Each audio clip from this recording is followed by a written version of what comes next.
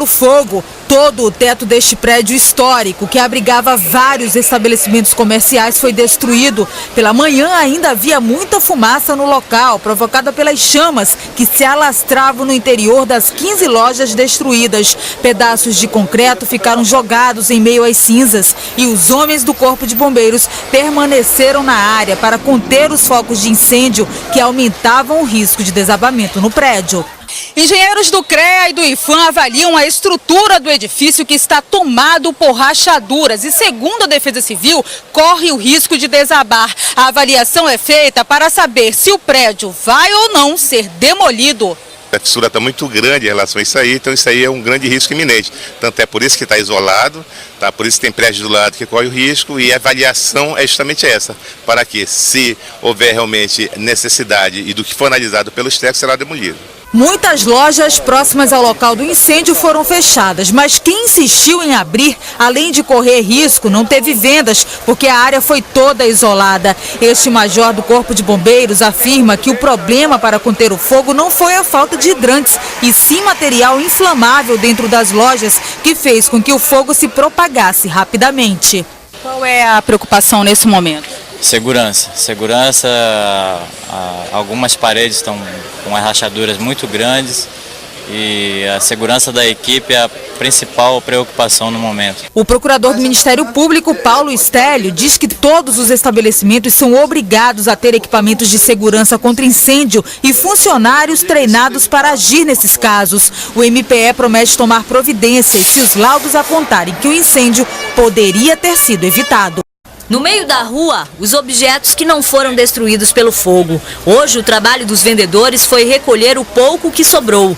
As principais lojas atingidas estão interditadas e os trabalhadores tiveram de ser remanejados para outras filiais. Seria maravilhoso que a gente conseguisse reinaugurar nossas lojas antes do final do ano, pegar o período de dezembro. Dia das Mães está perdido, né? Então agora é tentar inaugurar ainda para dezembro, senão o prejuízo fica ainda maior. A Avenida 7 de Setembro continua bloqueada. Algumas lojas e camelôs também estão fechados. E uma multidão de curiosos divide o pouco espaço da calçada. Mangueiras do Corpo de Bombeiros estão ligadas a todos os hidrantes da área, porque além do risco do prédio desabar, ainda existem focos de incêndio. E devido ao risco de desabamento, a Amazonas Energia desligou toda a rede de energia elétrica que fica próxima das lojas atingidas. Isso causou prejuízos a alguns lojistas. Ninguém consegue ficar dentro da loja com calor, né? No estoque ninguém consegue ver nada.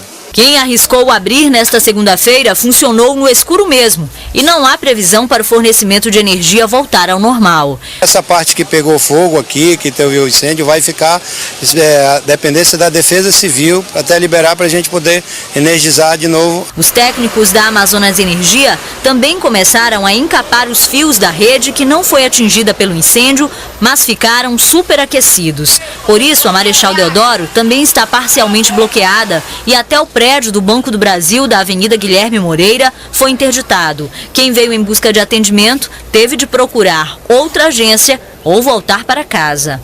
Ela veio tirar dinheiro e nós viemos tirar dinheiro também. Aí tem que voltar para casa agora. Voltar. O trânsito na área central está ainda mais complicado. Muitos veículos e devido a essa série de desvios que nós estamos tendo que efetuar, aí o trânsito deu uma pioradinha aqui. Tá horrível. Não tá fácil não. Era ruim e complicou mais. Boa noite, Mário. Hoje a informação que circulou aqui foi sobre o IPHAN, o Instituto do Patrimônio Histórico, lá de Brasília, que virá a Manaus, pedir uma mudança na fiação elétrica do centro da capital. Que informações você tem sobre isso? Boa noite, Marcela. Na realidade, Marcela Rosa, é um projeto do IPHAN que quer substituir toda a parte elétrica aqui do centro de Manaus, que é muito antiga, como também os próprios prédios. Quem vai dar mais detalhes sobre esse assunto para a gente é o secretário de obras do município, Américo Goraieb, que está aqui fiscalizando esse incêndio, fiscalizando o que restou do incêndio. Secretário, a grande pergunta que todos se fazem agora: há necessidade de demolir o que restou das lojas? Bom, na verdade é o seguinte, né? Nós temos um laudo, um estruturista esteve aqui hoje, até amanhã, 9 horas da manhã, nós temos o laudo, e só em função do laudo do estruturista é que nós vamos tomar uma decisão, se a gente preserva ou não a fachada. Tudo leva a crer que, infelizmente, a gente vai ter que, pelo menos, parte dela demolir. Quanto ao IPHAN, secretário, hoje teve uma reunião, hoje à tarde, se falou que o pessoal do IPHAN estaria interessado em preservar a passagem, as fachadas. O que é que você pode falar sobre isso? Não, na verdade nós também estamos interessados. Aqui se trata de risco, né?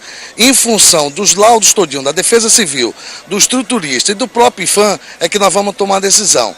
O que nós não podemos deixar é ocorrer outro sinistro. Já ocorreu um e não podemos agora permitir que o prédio caia e inclusive leve não só danos materiais, mas cause incômodo total aqui do centro que as pessoas precisam trabalhar. Então até amanhã esse laudo deve ficar pronto?